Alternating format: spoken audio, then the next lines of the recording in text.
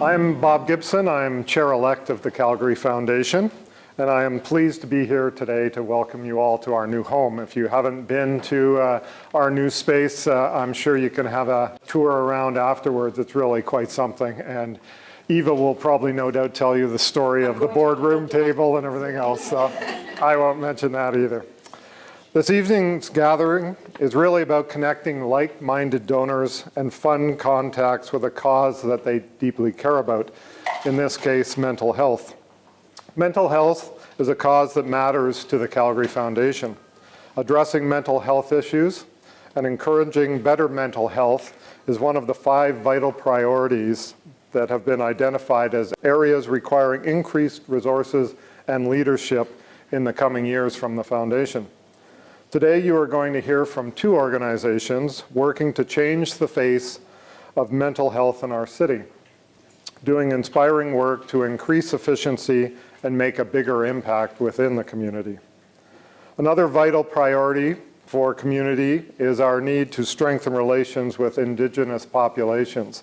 And to that end, in the spirit of our efforts to promote reconciliation, we acknowledge the traditional territories and oral practices of the Blackfoot Nation, the Tsuut'ina, the Stoney Nakoda First Nations, the Métis Nation, and all people who make their homes in Treaty 7 region of southern Alberta. Thank you for taking the time to be here with us today, and we hope you take away some solid learnings and insights into the mental health initiatives in the city of Calgary. So to that end, I would like to turn it over to Eva Friesen, the CEO and President of the Calgary Foundation, to run through our program for the afternoon. Thanks very much. So I echo Bob's comments. Thanks for coming to our new home. Who's not been here before in this new space? So we're pretty delighted. It's a co-location. It's a social enterprise, the whole Cannock Centre. And so all people in this office tower are charitable organizations. Alison Love is a just recently retired board member from the Cannock Centre. And so she knows even more. So it recently opened. We moved here in September. Now this beautiful boardroom table and all of the wood that you see and the wood you saw when you came in is been done by the Drop-In Centre Wood Shop, which is a social enterprise and drop-in center. It's been running there for about 10 years. Who knows about that? Anybody? Yeah. So they do that, and their purpose is not millwork, though that's what they do. Their purpose is employment of barriered people, often with addictions, people who otherwise might work, in order to give them a trade so they're not homeless. So they had done our boardroom table at the old space. And when we did this new space, we commissioned a bigger boardroom table for the bigger groups we would have here. And through a tour of their place, I discovered they did more than tables. They do entire millwork of restaurants. They've done some on 4th Street. And that led to this great idea that they should do the millwork of this entire office space. So Canna Construction was our general contractor. So I posed that to Canna.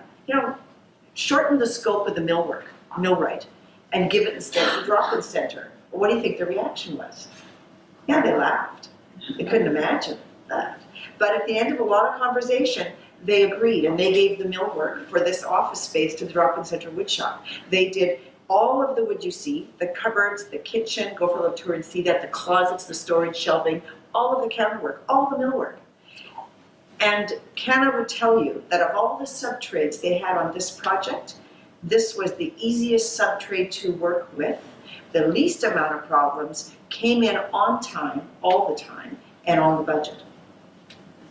Pretty darn good. So the drop-in center, I've heard since they did this, and since my constant infomercials, is getting really, really busy. But I think it's a really nice story, and we're just really pleased. And this story that I just told in some fashion will be on the entry when you came in. Something else kind of neat, when you walk around, you see a lot of lovely art.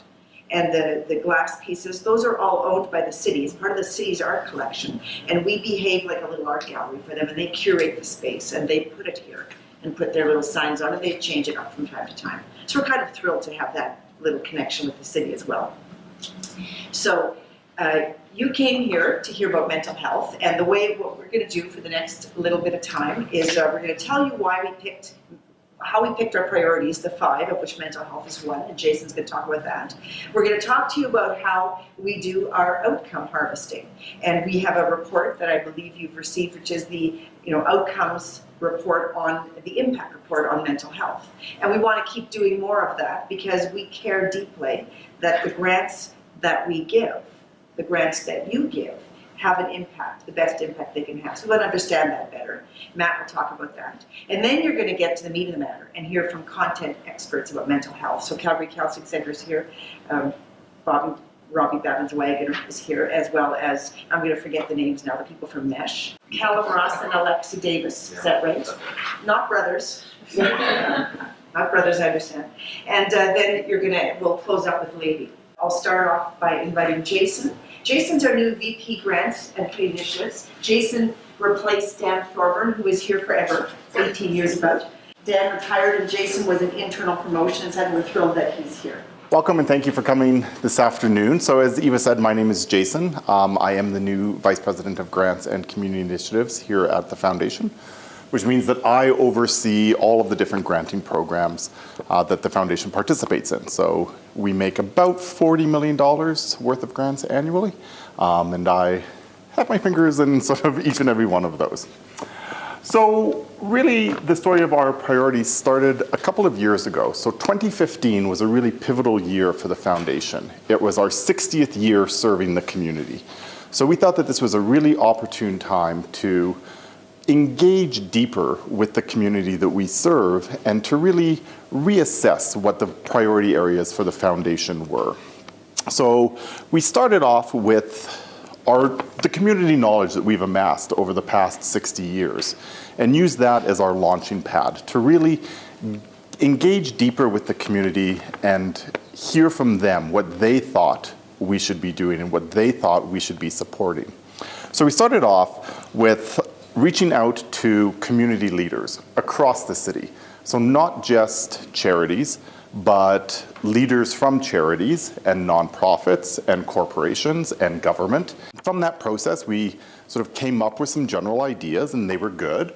And then we invited 74 representatives from across the charitable sector to come in and really dive deeper into those priority areas and really have an in-depth discussion about what are 5 key areas that the Foundation could play a bigger role, that we could add additional leadership, that we could play a role in convening organizations, and that we could add additional resources where appropriate. So we called that process the Vital Shift. And as a result of that process, we ended up with 5 different priority areas. So the first of those, I'm just going to go over very quickly, is around living a creative life. So we at the Foundation have a vision that Calgarians can enjoy access to a rich spectrum of arts experiences. Art is a really important community builder, and so we want to be able to support that as much as we can. So we achieve this by promoting a diverse arts sector. Diverse not just in terms of maybe, the different practices or the different disciplines within arts, but also diverse in terms of size, in terms of geography. Where is that art taking place? In terms of who is on the stage and who is watching that stage. The second one that we looked at is around reducing poverty. So we see Calgary as a city where all citizens thrive and the root causes of poverty are addressed.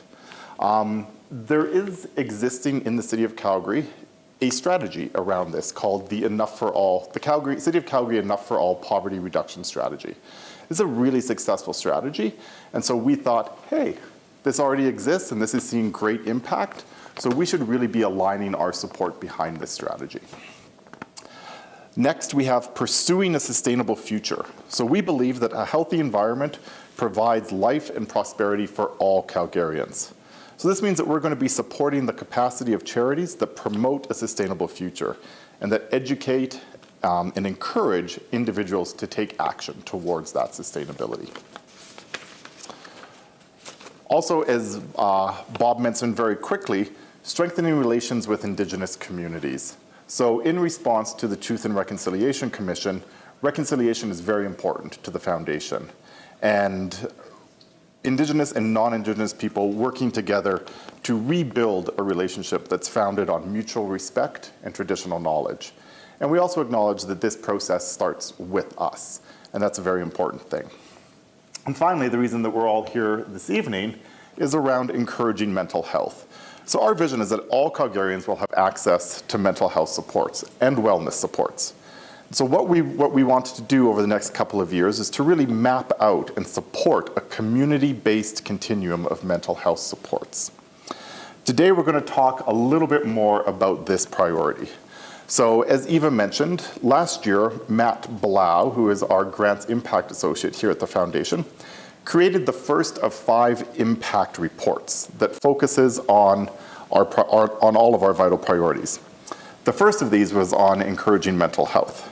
So these reports not only show what has been done by the Foundation in these areas, but also how we might best affect change moving forward. So they provide us a great roadmap of how we can move forward in these areas. Matthew.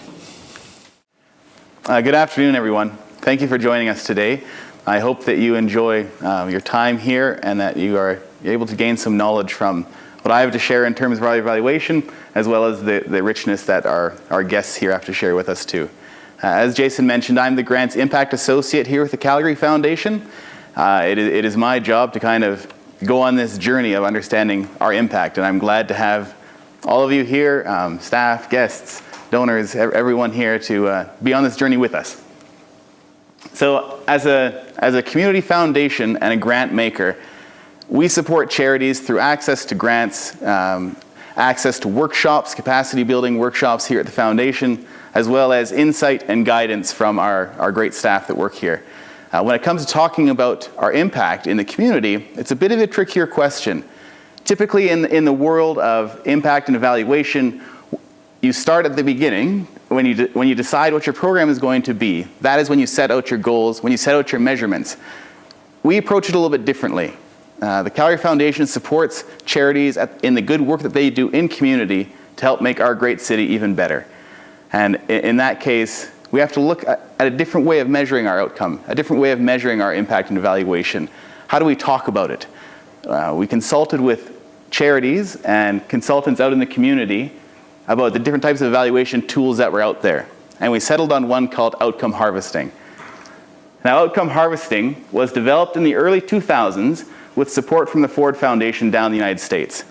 What it does is it allows you to take a certain point in time, analyze the complex data that's there, and understand the changes in behavior, in actions, and relationships that have happened due to some kind of program intervention. In that way, it's both a learning evaluation as well as a developmental evaluation. It allows the evaluator or harvester to learn from the past to help shape actions for the future. This seemed to be a perfect fit for where we were at. We had developed our vital priorities. We were able to look back on our reports that we have to understand what the difference that was made there, and then that shapes our future actions going forward. The first important step in an outcome harvest is developing the questions you're going to ask. What do you want to learn? How do we understand what our difference is out in the community? The first question we shaped was what changes in connectedness, what changes in belonging have marginalized Calgarians experienced in the last 3 years, and how has that affected their mental health, positive or negative? This question helped us to shape our research, to help us have a net to throw out to see what comes back. Our research included the past 3 years of grant reports. They included thank you letters. They included emails, notes from personal phone calls. That was our research portion. As we looked through that research, we formed outcome statements that possibly had an answer or even just an observation about this question. Those observations were then taken to service agencies, charities in Calgary, so that they could verify, they could disagree with us, they could add their insight into how we were coming up with answers to these questions. As we looked into changes in behavior, one interesting topic that surfaced was the evolving definition of basic needs. No longer were basic needs just food, clothing, and shelter. Interviewees were suggesting that personal transportation as well as communication were important basic needs that helped in mental health. I just wanted to share with you a thank you letter that we received from a woman that benefited from some a power chair from the Alberta Easter Seals Society. I'm writing this letter to say thank you so much for the help in getting me my power chair. It has been such a blessing for us. Just having this little bit of independence has made such a difference in my day-to-day living. I haven't been able to go shopping or even visit my daughter in about 6 years unless someone had the time and energy to pick me up and stay with me to push me around. I was in quite a state of depression until now. I just can't say thank you enough. Reducing that isolation made a huge difference in this woman's life. Other examples include another senior who used her chair to go out and volunteer in community, or a story of another man who was incarcerated for 20 years and upon his release was going through recovery at the Calgary Dream Center and used Facebook to connect with his brother and his mom, to find his mom. It's amazing, this evolving definition. And interviewees came back to us and said that meeting these basic needs, and including transportation, including communication, helped alleviate a lot of the stresses in mental health. People felt more connected to their families, more connected to their communities, and that the impact of these needs compounded to reduce the strain on the health system to address mental health needs before they reached crisis level. The second question that we looked at in terms of changes in behavior was a shift from a program-centered approach to a client-centered approach. We're not looking just at client satisfaction, we're looking at client engagement. You can't just look at the programs, you have to look at the whole client. Their experience doesn't start at 8 a.m. and end at 4 p.m. So instead of designing programs to get funding from a funder, interviewees and service providers were looking at their clients to see what they needed. What kind of structure and support do you need in the community? They also started engaging clients in program development, in program design, offering more access to staff so that clients could become engaged in the environment where they were existing. Navigating the field of mental health services and a whole bunch of different intake cycles is very stressful on the clients. So having them engage in program design was making a huge difference in terms of their mental health. As we look to the second question, this question examined much more about how the organizations were changing in the community in the last 3 years. The research design was the same. We looked back on the past 3 years of our reports, of our thank you letters, and one of the big responses that we heard was that collaboration was on the increase. However, there was a difference in opinion about collaboration. The larger organizations with a bit more financial backing felt that we are now saying, let's work together without our funders having to say, let's work together. If we are not working together, we create dysfunctional and disconnected programs. Whereas smaller organizations felt that, on one hand, it's really positive for organizations to collaborate. On the flip side, I feel that sometimes organizations spend a lot of time talking in collaboration and not a lot of work is getting done. So we dug into this quite a bit. And what we found is that the larger organizations had the financial resources and capacity to participate in collaborations, whereas smaller ones usually had to make the choice to either send that staff to some kind of collaborative meeting or have them on site to deal with clients. When they're applying for funding, they would either apply for funding for their individual organization or funding for the collaborative they're part of. And during these tough economic times, it's fairly obvious which ones the smaller ones would choose. They would choose their own individual organizations. In this area, we've started to look as well into the discussions of how Calgary Foundation was contributing to organizational capacity building. And we really looked at 3 different tiers that were mentioned back to us in the one-on-one interviews. One was that recently, Calgary Foundation has made the move to offer opportunities for qualified donees, which are charities, to apply for both individual grants and grants to support their collaborative work. So we hope that by that move, we are removing barriers from those charities to participate in these worthwhile collaboratives that are happening out there. And we've got one such collaborative here to talk to us today. The second, in terms of capacity building, are free workshops that we offer here at the Calgary Foundation. And we've covered topics such as risk management, board recruitment, and resource development. Our viewpoint here is that if we are able to have a leading consultant in the field come in and address a room full of charities, that we can both save money as well as provide great network opportunities for charities that are working in the field. A third column would be about the relationships that our staff have with charities out in the field. And interviewees reported back to us that there's a tremendous benefit in calling us to talk about either potential grant ideas, who they can collaborate with the field, or just have a conversation about what they're thinking. So our lessons moving forward from this first evaluation looked at, well, you know what, meeting an individual's basic needs, including transportation and communication, can help them create community connections that contribute to greater mental health and reduce the strain on healthcare resources. A client-centered approach empowers individuals to take ownership in their own lives. Supporting charities, I realize it's getting kind of far down, supporting charities and capacity building can decrease the strain on limited resources while increasing the impact on the mental health sector. So this, as Jason mentioned, this concluded last year, but by no means are we finished with our work in this area. We continue to reflect on what we do. We continue to touch base with the charities that are working in the field, as well as be a partner on some of those collaboratives. Once we've gone through our first 5 vital priorities, we will do another look back to continue to develop our evaluation, to learn from what we've done, and move forward. I realize that was a very quick overview of the evaluation.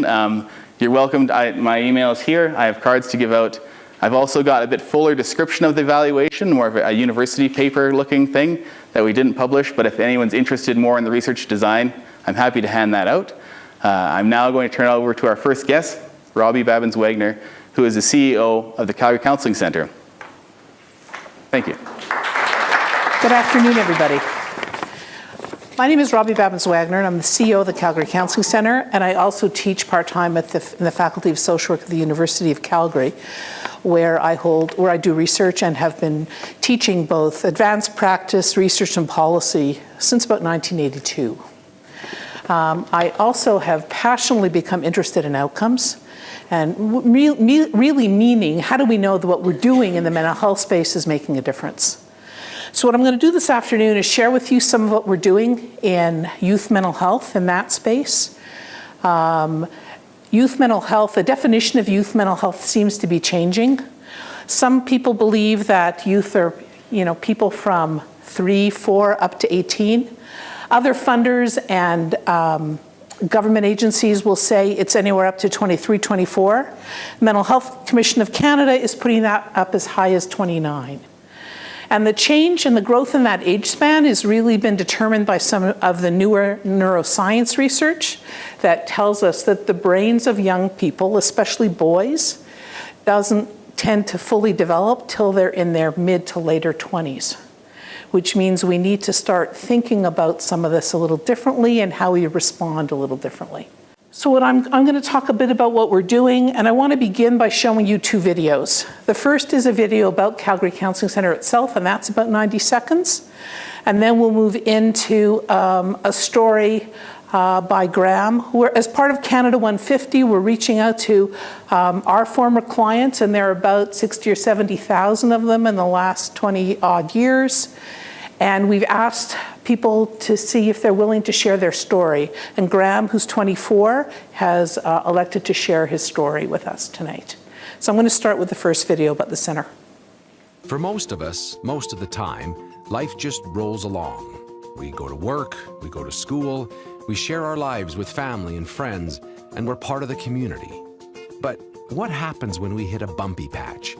When life throws us an unexpected challenge? It happens more than you might think. We can't predict who it will happen to or when, but we can make this promise. When you need us, we'll be there.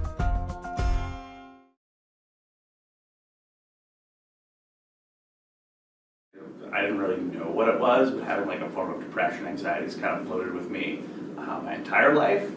So even in high school, it was like this stuff would come up, and you talk to some people about it, and a lot of it's like, "But you're in high school. This just happens. Get through it." And it's like I know it does, but hey, I feel like there's more here. And then once I started going to college and going to NAIT, and then eventually moving up to like these small towns to do radio in, I didn't pay attention to it because I was just working all the time. Because who needs to deal with feelings when you're working constantly, right?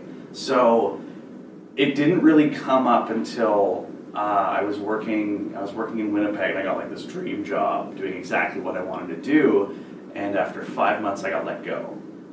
And I feel like for a lot of people in Alberta, that's a pretty real thing, especially over the past year and a half or so. Because you walk into work one day and then someone hands you a brown envelope and you walk out into the pouring rain like a sad puppy. So that was a big jump off point to start drinking a lot, start using a lot more than I ever had before, and I moved to Lethbridge, and a city I'd never been to before, which is not something that wasn't entirely new for me. Like, I've been to new cities before, but being somewhere that you kind of got forced to go because you just needed to be employed was really tough. And then I eventually got an offer to come to Calgary, and I thought that would fix everything. Like, oh yeah, this is gonna be a new job, new city, everything's great. But all this stuff was still there. Like, I got into a funk for a few days. I didn't find like a small thing like a disagreement at work would snowball into, where's my life going? What's wrong with me? I'm broken. And I had a really rough night, and like a week before I moved to Calgary, and then I woke up and like I was super drunk and just crummy and awful, and pulled myself up and had a terrible day at work. And I went home and I logged on and decided when I moved to Calgary it would be a full fresh start. So I'm at a place I want to be, a city I want to be in, and I need to finally handle my mental health properly. It was really kind of scary. It was talking about some stuff that I'd never maybe felt comfortable talking about before, and really just getting to know someone to a point where you're comfortable with, taking this bucket of feelings and emotions and thoughts and self-doubts and kind of dumping it on the floor and then sifting through it and figuring out exactly what you've been struggling with. And the first day it wasn't so much that, it was kind of an introductory, like, I want to know if I'm comfortable with someone. And I was really lucky because I felt very comfortable with Anne-Marie right off the hop. And finding someone that you were comfortable with, I left that first meeting like very, very hopeful. Seriously, it can be really fun and really scary and really powerful, and you'll figure stuff about yourself that you never ever thought you would, and it can open some pretty cool doors for you. And as a person with relationships in your life, it can help you kind of reset the path you're on, or help you work on what you're doing now. There's nothing bad to come of coming here. You have everything in the world to gain. This video has been on our website for 3 months. It's had 893 views by Calgarians. And it's resulted in at least 6 intakes where people have, when they filled out their form online, they said, I came because I saw Graham's story on your website. So in 2016, we had 1,722 requests for services for young people between the ages of 3 and 24. This was up 466 referrals from the year before, or 37%. Most of these youth, or parents and families with youth, have youth that are struggling with depression, anxiety, stress, or family conflict. Calgary Counselling Centre is a leader in providing community-based mental health counselling for children, youth, and families. We've been doing this a long time. We're actually celebrating our 55th anniversary in October. And if you've been in the city a long time, you might remember us as the Pastoral Institute. And we changed our name in 1996 after doing a review of our services and responding to a changing community. And we've just continued to see growth over that period of time. We've been improving the well-being of Calgarians with highly effective counselling that's based on solid research and practice. We provide all of our services on a sliding fee scale, so everyone, regardless of financial situation, can access counselling. We measure our progress with each and every client at each and every session. We use an evidence-based outcome measure. The process is called FIT, or feedback-informed treatment, to make sure that we're giving people the help they need to return to a healthy life. Incidentally, our FIT work made it to the pages of the April Atlantic magazine. If you're interested in that, there's an article about, it talks about therapy, and it's available free online. It's really quite a compelling article. And it really talks about how using data and research can transform mental health treatment. In the very near future, the Globe and Mail will be publishing a feature on our work with specific emphasis again on our use of measures, where we measure the client's mental health distress at each and every counseling session and adjust our counseling accordingly with a goal of really helping the clients achieve the results they're looking for. So they come into the center, we ask them to come in about 10 minutes before the session. They get a tablet. The questionnaire is now on a tablet. It used to be pencil and paper questionnaires. It's available in 18 first languages, so people can take it in the language of their choosing. It takes about 6 minutes to complete if people have grade 6 literacy level. And it automagically goes to the printer, photocopier, and it produces this really cool graph that gives the client a sense of how they're doing. And it allows them to compare so that when they come in the next time, they can see whether they've gotten better, which means the line's going down, gotten worse, which means the line's going up, or if it's flat, it really means there's been no change. And we use that in every single counseling session to help adjust what we're doing based on the needs of the client to make sure that we're always focused on helping them get the results they want. One of the biggest reasons it's really scary to call a place like ours or any others in the city for people to call the first time to ask for help. And some of the research we've looked at tells us it's not stigma that prevents people from calling. The role that stigma plays is about 20% of the issue. About 60% of the people tell us that the reason they don't go for help is that they're worried they're not going to get results. Media doesn't help us because a lot of the movies and TV shows and books we read really tell us not so pleasant stories about counseling and the effect that we can have or the effect that counseling has. But having the graph, the greatest feedback we're getting from our clients now is how helpful the graph has been for them to be able to see their progress session by session. We have graphs for teens. We have graphs that parents can do for kids that are 3 and up, and we have graphs for adults too. Anybody 18 and over can take the parent question. Well, everyone in this room has been tracking the price of oil for the last couple of years. We've been tracking the impact of the economic downturn on our clients, and it's truly been profound. For every single adult that was affected by the downturn, we see an effect on their children and youth. And we've seen almost a 40% increase. If we compare November 2014, which is the month that oil dropped, and January 2017, and compare just those 2 months, we saw a 45% increase in referrals of people calling for help. So we know that levels of distress are rising, as are the number of people that are coming to us looking for help. Last year, we saw about 9,200 people at Calgary Counselling Centre. Now, we do this in a very important way. We don't have a wait list, and we haven't had one for 15 years. I've been in this business a very long time, almost 39 years. And the hardest thing for somebody is when they finally get the courage and pick up the phone or go online to ask for help, is for somebody to say to them, sorry, you're going to have to wait 6 weeks or 12 weeks or 10 months, which are currently the wait lists at a lot of organizations in the city. How do we do this? We understand our numbers. We use our data from 2016 and 2015 to inform the number of clients we expect to see in 2017. And it allows us to manage, other than kind of crises in the community, where, for example, if there's a domestic homicide, we might see 100 calls the day after. We're typically on track with the numbers that we project into future years.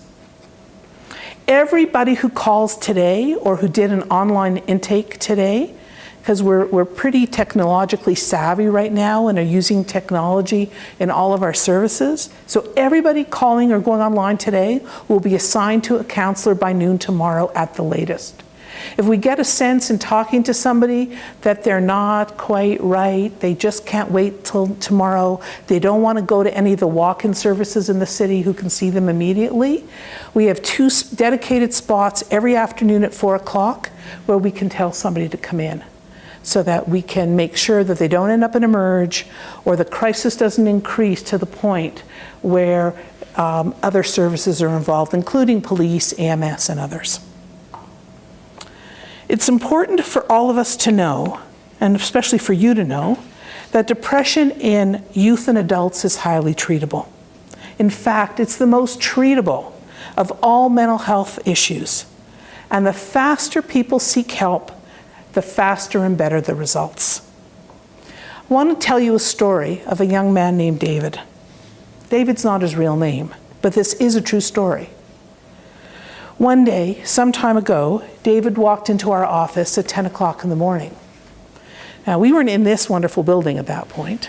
We were in our old building downtown on 6th Ave. This was 2 renovations ago.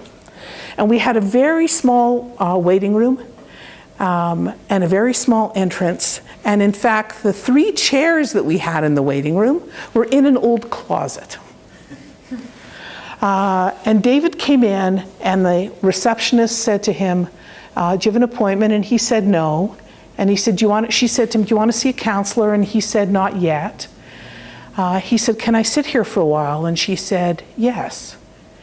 And she scurries back to see me, and she says, what do I do? And I said, are you worried about him? And she said, no, not particularly. I think he was 17, 18. And I said, why don't you offer him some water, some coffee, and just let's see what happens. So she went back to him about an hour later and said, do you want anything else? And he said, I'll have some more water. And she did that almost every hour, almost all day. And about 2 o'clock in the afternoon, she did the same thing, said to him, is there anything I can get for you? And he said, I think I'm ready to see a counselor now. And we had that already, like we had somebody ready to see him. And the counselor sees him, and over the course of an hour, he tells the counselor of this very detailed suicide plan that he had. And he was trying to decide whether to talk to somebody or whether to go home and kill himself. His parents weren't home, his parents were out of town. And he ended up telling the counselor that it was because of the way he saw other people being treated in our waiting room that he made the decision to seek help. Now, we didn't really know what happened to David. And about 2 weeks later, this amazingly huge bouquet of 24 red roses, the most spectacular red roses I have ever seen, arrived in the office with a note from his parents describing what they learned, what he told them, and thanked us for really saving his life, because we ended up taking him to hospital. And it's only because we did what we do. We listen to people where they're at, we engage them, we hear their story, we don't force them to do things before they're ready to do it, and we give them the space to do what they need to do in the timing and the place that we do it. Now, quite frankly, I would tell you today that we were worried enough about him that had he not disclosed, we probably would have made sure he got to emerge that night. But the fact that we learned that about our story from his parents told us a whole lot about some of the things that we were doing right at that time. And they were very, very small things. So the approach we take with David is similar to anyone who walks through our doors. We accept them for who they are, we meet them where they are, and we find a pathway to open the door to understanding their story. This allows us to provide services uniquely structured for each young person and their family as we help them get the results that they're looking for. In 2016, we provided 34,477 hours of counseling. Last year, 60% of our clients were not able to afford our programs and were provided with counseling subsidies. No one is ever turned away due to an inability to pay. Interestingly, subsidies cost money. And when we got to 2014, the cost of our subsidies were really decreasing. You know, the economy was good, people had good incomes, things were really good, but we've seen again the cost of subsidies increasing as the economy deteriorated. But that's what we're here to do, and we've subsidized people for our full 55 years. The youth of Alberta and the youth in Calgary are facing emotional struggles come from all walks of life. We see people from every single postal code in this city.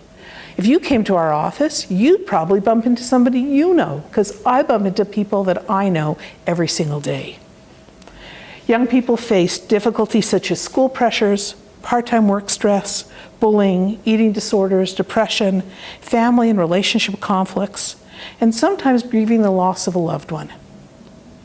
They may feel overwhelmed by day-to-day life struggles, and they're way more easily set back by life's challenges because they just don't have the skills at these young ages to manage some of the challenges of life. When left untreated, emotional, social, and mental health problems often progress into situations that become debilitating and it's sometimes life-threatening. The prevalence in depression in teenage girls has tripled over the last 20 years. On average, 4 to 8 teenagers are depressed in every Calgary classroom, yet only 1 or 2 are getting help. In Calgary, I work on some provincial committees related to mental health. I'm on the Strategic Clinical Network for Addiction and Mental Health, and what we've learned there is Alberta Health Services in Calgary is experiencing a 25% increase in youth and their families presenting to emergency rooms for mental health concerns, with 44% of them presenting for depression. In Calgary, in the 2015-2016 year, that was 7,893 youth. Many of these young people don't need to be seen in an emergency room or even receive services of a hospital. Most of these youths can and should be seen in the community, in agencies and services like ours and others. AHS is referring most of these clients to community agents for counseling services because A, they don't have the resources, and their senior leadership in mental health really believe that people need to be provided support in the community. I'm glad to advise you that we're currently working, I happen to know the people that run both the inpatient and outpatient departments of the youth mental health programs at Alberta Health Services. I worked in health for a very long time, and some of these folks are my students. And we're currently working with them to see if we can find a way to develop a more integrated approach to service so that we can provide a quick response to so that they can triage some of those kids and families to us and possibly to other agencies if this works, then having these kids seen in very expensive tertiary services at health services. These kids, for the most part, don't belong in the medical system. They belong in the community where they can get the support that they do. But parents don't know where to go for service. When they're anxious and worried, people typically think to go to emergency room with a kid. Family docs are telling them to go to Emerge and more. I can tell you some of these stories for the next 20 minutes, but I'm going to wind up. If we can create a pathway for this project, which we're currently working on, then we can continue to respond to growing community need and be able to continue to support youth and parents who feel an urgent need to access services. Thank you. Thanks for having us, everybody. This is my first time here, and I think the space is stunning. It's really beautiful, and you should be proud of. I loved the story about the woodwork all being done by the drop-in. I wouldn't have guessed that, so I'm going to tell that story too to others that end up coming here. I think it's amazing. As you said, my name is Alexi Davis, so I'm a director of employment services at Prospect and Callum's with CMHA. They're director of everything. I think that's your title. I do a little bit of everything. Yeah. We're going to share with you about MESH, why we exist, what gap in service that MESH addresses, and where we're at in terms of these services, what we're achieving so far. This image is taken from the plan for Alberta. It's old. It was in 2008, I think, around the strategy to end homelessness. That's evolved. But really what it does is illustrate the fundamental interconnectedness of some issues. So it talks about 40% of homeless have some form of mental health problem. Here, only 25% are employed in any way, and 50% have some form of substance abuse. We know those numbers are really low for the issues of how reporting happens and disclosure, but what it's illustrating is an environment that we're operating in where if you experience one of these issues, it's very rare that you only experience one of these issues. So examples for prospect, and we're an employment-focused organization, jobs are impacted by somebody's mental health. If somebody has addictions, that can really affect their job performance or ability to keep and maintain a job. Mental health is really coinciding with substance abuse, on and on, these issues kind of coincide. So people with complex needs don't experience their challenges in isolation of each other. Their problems aren't siloed. But the way we as service providers that address specific issues, the way we provide supports often is siloed. And the way people access our supports is in these one issue focused solutions. That's a problem in the system, and it's something that MESH is really looking at.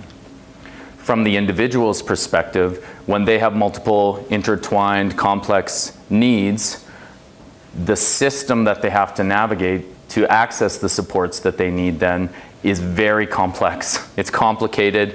You can imagine somebody, one, just how do they even know what supports are out there? The different supports that will address their multiple barriers. That's an issue. The multiple intake processes that they have to go through if they're lucky enough to find the right supports, the lengthy intake process where they're telling their story over and over again to different people to try and get in. Our own eligibility criteria as service providers often bounces people around out in the community where you can't access our services for employment until you have some stability in addiction or maybe your mental health. So we'll bounce you to CMHA or somebody else, addiction treatment center, and they might get the door turned because they need to address another issue first before you can come access these services. So that process is so complex. People are lucky if they end up getting one or two services that they really need, and how difficult it is to get those services is tricky. And then if they're lucky enough to get supports that are addressing some multiple issues that they're experiencing, those services are often disconnected, not working together in a coordinated way in the best interests of the individual or to the best effectiveness on behalf of the individual. So I think Alexi's talked really nicely to what our different services kind of do and the complex kind of web that we have to kind of work with. So what does actually MESH stand for? Does anyone want to hazard a guess? Anyone want to try out? Mental health, employment, substance misuse, and housing, which beautiful acronym actually totally kind of looks at the issues that we're actually supporting individuals with. So these two questions were the questions that kind of came out of the heck of a lot of work we did together. So MESH is 4 years old, Alexi? 5 years old maybe? 5 years of work as partner agencies. That's right. So these agencies kind of got together right from the very beginning, lots of feedback, lots of research to look at how we're going to support people with complex needs together, not create a brand new non-profit to do that, not create some new entity to serve that, to actually kind of combine ourselves and kind of cross our fingers. I think when you employ a new kind of employee, you hope that two people are as productive as 10 if they work together, rather than hiring all these kind of disparate pieces. So these are the questions we came up to, was how can people with complex needs get really good service, because it's really difficult for them. Just like with Alexi's little picture there of the silos, it's like saying, yeah, I know you've got mental health issues, and I know that you've got problems coming to an employment position, but I'm just here to talk about your resume. So if you could just talk about your resume, that would be fantastic. And that's what some of our clients were kind of saying to us every single day, where we are a whole human being, and we have lots of different kinds of needs. And then the last piece, and this is the question that just comes up over and over and over again in its debates. Me and Robbie have heard with people all over our city around how do people get the services they need and how do they navigate to them? Because there's some excellent stuff in our community, and that's what I think a lot about youth. People go to Emerge because they have no idea where else to go, and they know at least Emerge is there, and the emergency room docs will talk to them at some point. And if we have a better, more navigatable system, people are more likely to use the excellent services that exist in the community. Great, and I want to highlight, so I said, we're not creating a non-profit here. We are 5 fantastic organizations, and I want to give you, I wanted to make sure to highlight all of these organizations. So we've arranged it as mesh. So with mental health, we've got Canadian Mental Health Association, so that's the organization I work for, and we're in this building, so it wasn't exactly a very long commute for me today. We serve about roughly 23,000, 24,000 Calgarians through a huge number of different kinds of programs, from schools to group homes to peer support. And then we have Prospect, who's serving 10,000 people through employment services and developmental disabilities, mental health, veterans, and then we move into our addiction treatment partners. So we have Aventa, which is one of Alberta's only centres that solely serves women who are struggling with addiction issues, and Fresh Start, which is kind of, I think, the largest men's addiction treatment centre in Calgary. So when we look at the scope of these agencies, I think Aventa told me they had 741 clients move through their residential program last year. So we're actually really large agencies. And then our last partner kind of covers the H, which is Horizon Housing. So they have currently, though they just broke ground on the brand new apartment building, 581 apartments and spaces for people. So when you think about all the bloody people we're all serving at the same time, it's pretty impressive to think about the scope of Calgarians we're actually reaching. So when we actually start to do a deep dive and work with each other, wow, we're covering like a good, I would wonder if you add all those numbers up, it must be 10% of Calgarians or somewhere close to that at some point have touched our agencies. And you guys might know Horizon Housing, and many of you know about the Resolve campaign. They're one of the leaders in the Resolve campaign, looking to kind of support housing opportunities for Calgarians. Can I just throw in something? When Yes. Callum was talking about our organizations coming together and exploring these 2 questions, how can a person with the complex needs access our issue-specific services when they need more than one in a better, more coordinated way? How can they get better service? And how can they navigate to those multiple services in an easier way? When we were exploring that process as agencies, it wasn't looking at, like Callum said, a new program or what would we, it was really looking at, we really respect the services CMHA has. We really value Aventa and Fresh Start's role that they play, and we can bring employment expertise to the table.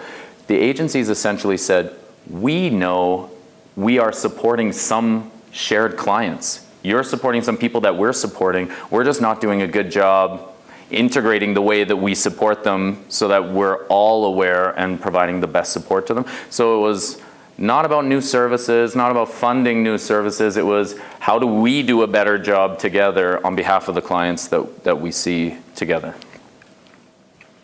Brilliant. So this is basically our what is mesh slide. So I'm going to spend a little bit of time on this because we cut it from like 15 slides to 1. So I'm going to kind of do this a little as fast as I possibly can. So I think we've done a bunch of kind of background for you. So it's seamless multi-agency support. So that's along the lines of, I've never met a client who cared what the program was called, or the history of the program, or how many dollars we are, or any of what the logo bloody looks like. All they do is they come in and say, can you help me please move forward in my recovery, help me with employment, help me with the issues I have. So for us, it was a bit of an ego check as an agency as well to say, how do we actually deliver services for clients that just want bloody services from us, and how do we kind of increase our scope by working together? So we had to kind of get that all kind of on the table at the very beginning to work together. And then it starts to move into this shift, and I'll talk about that in a little bit more in a second. But I So I lead most of our collaborations in CMHA, and we've got our fingers in a couple of different collaborations. We're quite a large charity, so we do collaborate with a number of different partners. Nothing is as deep a dive as MESH. We have 5 agencies working incredibly closely together. We're sick of seeing each other, and I don't think having 2 gingers in the same room, people are starting to confuse us. But if we're together and we're talking and we're comparing, that's when I see a lot of our services are changing. Because what's really funny, so for an example, so Canadian Mental Health Association will run a case manager kind of program, right? So we have a client, we manage them, just like kind of social work theory, where we're supporting their social determinants of health, we're maybe helping them with finding housing and all the kinds of things you might think of a case manager kind of doing. Well, Alexi would ask me a question and say, Callum, why does your case manager do it this way? Or why is your eligibility criteria like that? And I think to myself, if my staff asked that question of me in my agency, I'd be like, is that the bloody way it is? Do your job, welcome to CMHA. But if a partner says, why does CMHA do it like that? I can't kind of say to Alexi, it just works like that, thank you very much. You have to explain to your partner, this is why we're delivering the service the way we deliver our service. And then when you make that explanation, it doesn't make a lot of sense. You've got to start changing your services for them to make sense for your partners. And I really loved that experience with MESH. And we've seen a heck of a lot of our services start to change in CMHA. And I think we've seen that in our other agencies as well. And I know Prospect has kind of similar experiences, saying if we're going to have to work together, we're going to have to change the way we operate and trust the agencies we work with to start to look at that. So that's that piece. And then the other one as well is that sometimes we get a bit worried with MESH there's an IT solution to this. But I think a lot of the time in social services, we think a lot about, oh, don't worry, I'll be able to solve poverty with a brand new Uber kind of idea to kind of technologically solve all of our issues. And I can't lie, we have a database that we share instant information with each other, and it's far better than the one that we use internally in CMHA. It's beautiful, it's shiny, it's fantastic. But it's one element of what we're doing together, and without that kind of thought change, without the hard conversations we have with each other, it's kind of meaningless, because no one's going to use that unless we've had the conversations that we have to have with each other at the very beginning. And then the last piece as well was respecting what each other is really good at and bringing the things that we are really good at to the table. So actually the Calgary Foundation's funding CMHA with a different grant on peer support. Which is really interesting because I see those monies basically as the same thing. We are training and supporting the peer support element of MESH through the Canadian Mental Health Association. But then I also look to, Alexi's agency in Prospect is incredibly skilled in that employment piece and has helped CMHA think about how do we support our clients to get them employment ready. Or Aventa for addiction treatment for women, they're trauma experts and how trauma affects people and trauma affects drug use. We've learned so much through this presentation, so really respecting our specialities and our skills. So Callum does a great job describing basically the conceptual framework that came together over a couple years of the organization's leadership coming together, some consultation, and exploring those initial questions we talked about. This is where they came saying, here's a model, and there's deeper models that have been developed about what would we do if we could do it differently. And these are some of the pieces, definitely in terms of an example of a shift for Prospect through the work we've done together has been, at the very beginning conceptually, we thought, we'll all provide the same good service we always provide, we'll just coordinate ourselves better on their behalf. It's as this has become a deep dive collaboration, we learn through that process and we're like, oh shit, there's things that we could really be doing that would improve this experience, and it's hard shifts that we have to go back into our agencies and make some changes of how we work. Processes have changed, standard operating procedures of how we work together across our agencies. But at a broad level, we want to think of our teams across 5 agencies as one cohesive team around any individual that's accessing those services. So at our frontline staff, it changes the way they work. The software, essentially, we work through tons of barriers around information sharing, and lots of agencies are afraid of things like FOIP, and we had to be really mindful, and it was a crazy process, diligent process around what's the legislation we have to make sure we're adhering to our funders, contract requirements, all of that, but we were able to really work through what information can we share in real time with each other around shared clients. That's one real piece. We can communicate to a whole team at the same time, but the other crazy piece is the individuals have access to their own information through Mesh, all of their information, which is one service plan.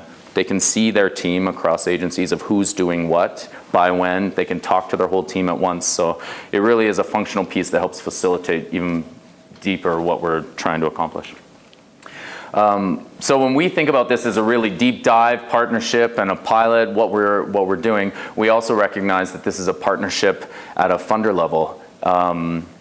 Mesh, it didn't come from a call for proposals from a funder. It didn't come from a typical process of how we get lots of our contracts as organizations where a funder said, this is a need, we're going to contract for it, here's what we want, and then you compete for it and get a contract. Nothing like that. This was from the community, organizations saying, here's a real gap that we're all seeing. Here's an issue that we're all experiencing and know individuals experience. How could we do better? 2 years of working on what would we do better if we could, and then that ended up attracting funders eventually to the table. But we really want to recognize the Calgary Foundation and thank you, and the United Way. Those are two funders that came to the table willing to fund innovation. Really, that's hard work that we're doing that's innovation outside of our core programs, and it's systems change work. It's a model of how integrated services could work that could be applied to other complex solutions. So here is the project. It's a 3-year pilot.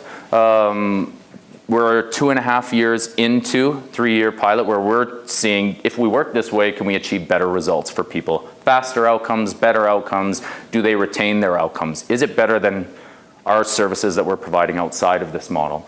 We committed to supporting 150 individuals, and right now we have 121 individuals that we're in support. So to explain to everyone, these are not 150 brand new clients.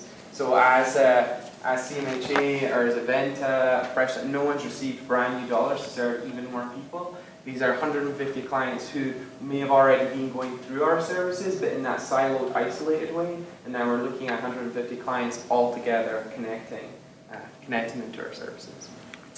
This is a profile of what those individuals look like. The nature of how the United Way funding ended up coming in, which was about 80% of the 3-year pilot work to coordinate it, it had an employment lens. So that just kind of led to a bit of a nuance of how who the 150 individuals are. They all need employment supports plus one or more of the other interrelated barriers. So all with employment, but the rest you could see 86% looking for employment supports, almost half with addictions support that they're looking for, and a third with housing.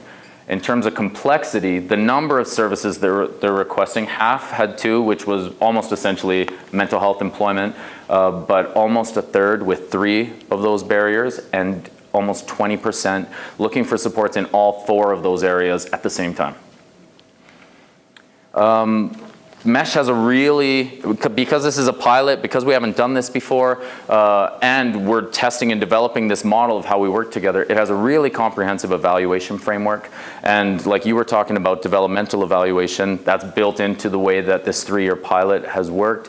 We had really 2 comprehensive evaluations already take place. One was early on, after the first 20 individuals were in service, we started a real comprehensive look about how's it working, is it different, are you getting the results you need, how does this feel, does Mesh feel like one support to you, would you recommend it? But we looked at clients, we talked to the peers themselves, the volunteers with similar lived experience, we talked to the frontline staff within all of our agencies, we have an implementation team, we have a steering committee, so all of these levels were reflecting on what it looked like. We've had a second comprehensive evaluation take place, and the interesting piece for us has been the comparative analysis between the 2. We wanted to learn from the first evaluation, implement it quickly, changes and improvements based on the feedback we're receiving, and the second evaluation helped us see is that making a difference? Are the experiences better? Are they seeing an improved model and approach? And almost all those results were improved from evaluation 1 to evaluation 2. And from clients and peers, that's where we get the best feedback and evaluation results, that this is incredible. The peer mentors, interesting piece, that's not who we're supporting. Those are volunteers we're drawing in who have similar complex lived experience in the past, but now are giving their time to be informal support to our participants.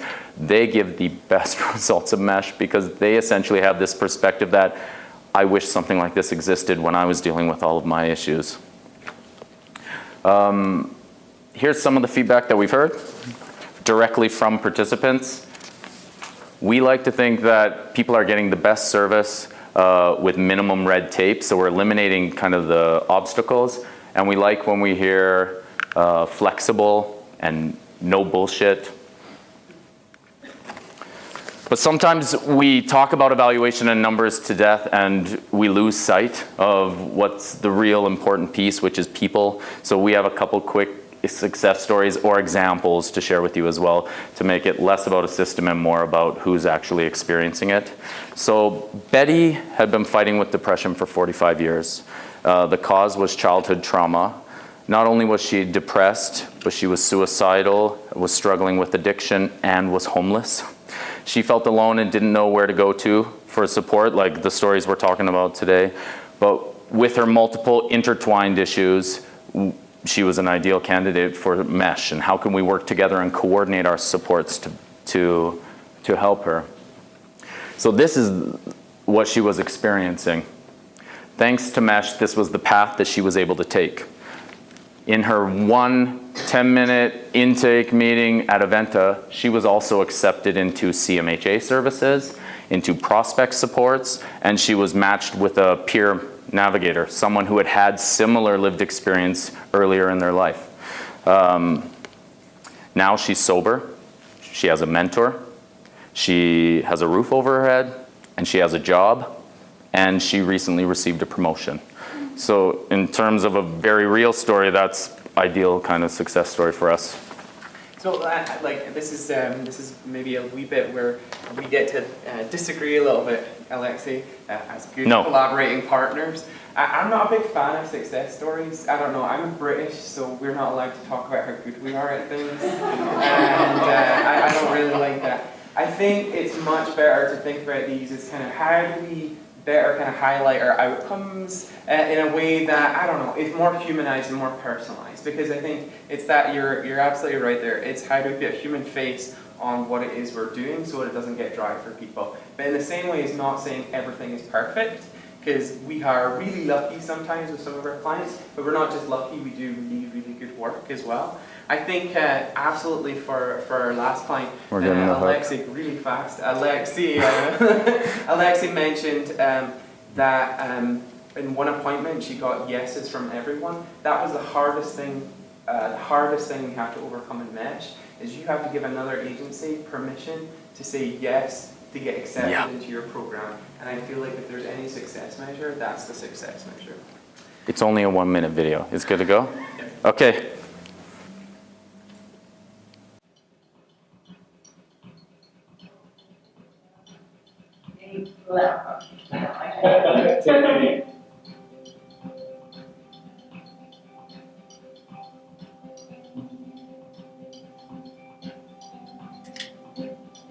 It is really awesome that they all work together.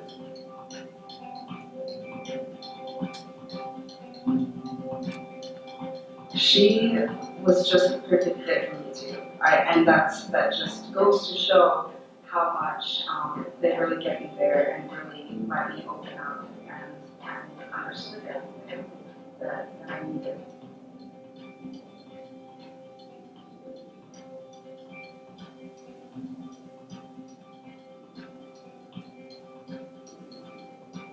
I can eat better now, feel better, feel safe, and then that foundation is there for me to build myself up again.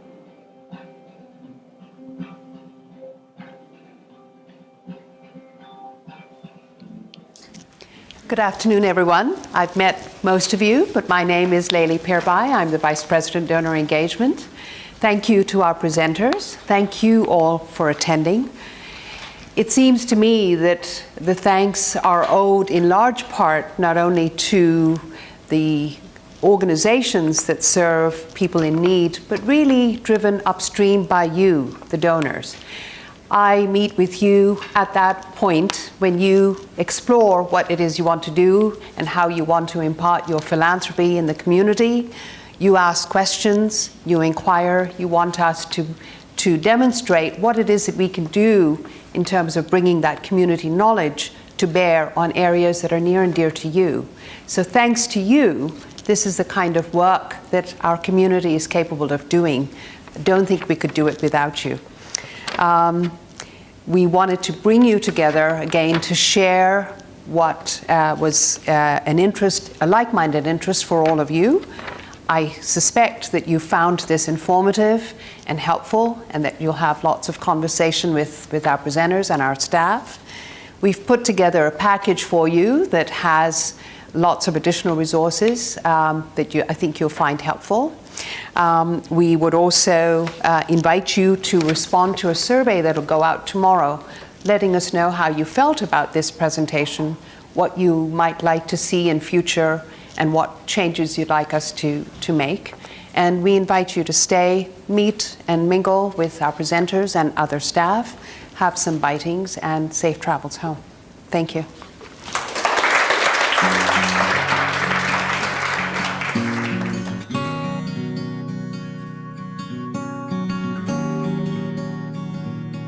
Thank you.